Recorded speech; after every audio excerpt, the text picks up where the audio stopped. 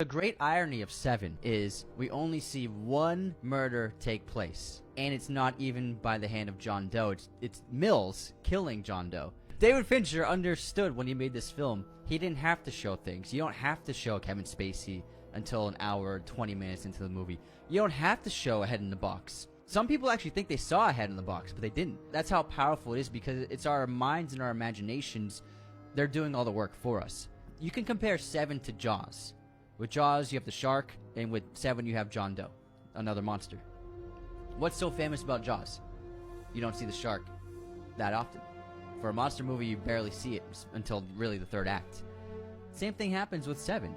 Seven wouldn't be that strong of a film. It'd still be a great film, but it would not be nearly as good as it is if we were getting scenes of John Doe committing his acts, or if we had John Doe torturing his victims, or if you had scenes of him like holding the gun to the glutton's head, or telling Eli Gould to cut off his flesh and sitting in that room waiting with them.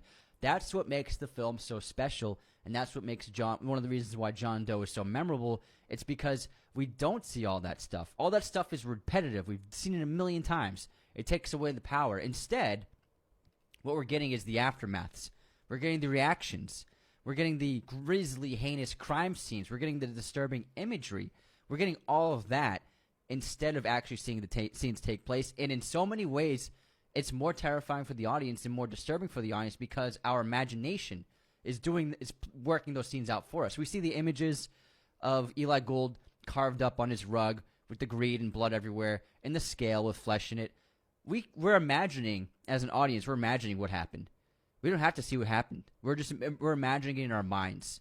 And that imagination and that power within us of visualizing scenarios is really the core of what makes Seven such a terribly disturbing and great horror film.